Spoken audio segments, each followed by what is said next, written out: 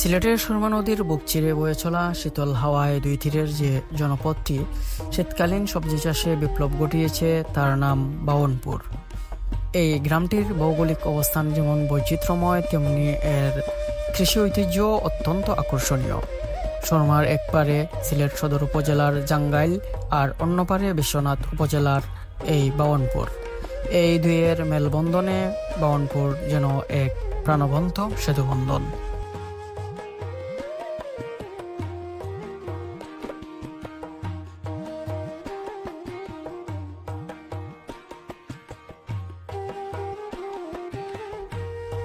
নদীর এপার জাঙ্গাইল ওপার বাওনপুর মিলিয়ে কৃষকরা শীতের আগমনে এক মহোৎসবে মেতে ওঠেন, যেখানে নদীর পলিমাটি সোনা হয়ে ফলে।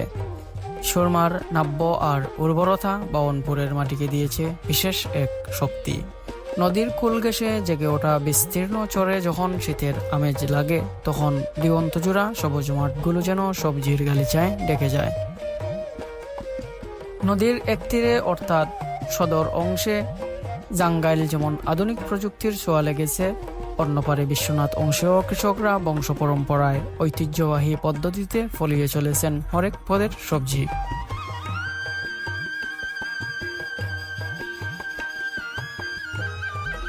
বাওনপুরের শিম, লাউ আর টমেটোর খ্যাতি স্থানীয় বাজারের গণ্ডি পেরিয়ে এখন শহর জুড়ে।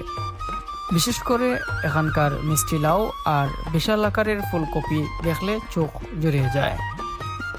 নদীর দুই তীরের এই সেতুবন্ধন বাওনপুরের অর্থনীতিকে করে তুলেছে গতিশীল। বাওনপুরের এই সবুজ বিপ্লব কেবল জীবিকার উৎস নয়, এটি সুরমা তীরের মানুষের জীবন সংগ্রামের এক নান্দনিক প্রতিফলন। নদীর পানি দিয়ে সেচ আর পলিতে পুষ্ট মাটির এই রসায়ন বাওনপুরকে সিলেটের সবজি ভাণ্ডার হিসাবে এক অনন্য উচ্চতায় নিয়ে গেছে।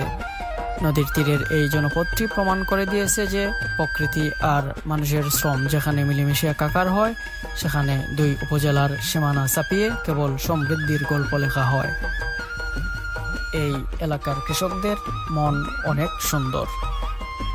আমার সাথে থাকা আমার এক বন্ধু কাঁচা টমেটো দিয়ে চাটনি খেতে মন চাইলে আমরা কিছু টমেটো কেনার জন্য বায়না করি, কিন্তু সেখানকার স্থানীয় কৃষক আমাদেরকে টাকা ছাড়াই প্রায় 1 কেজির মতো টমেটো দিয়ে দেন।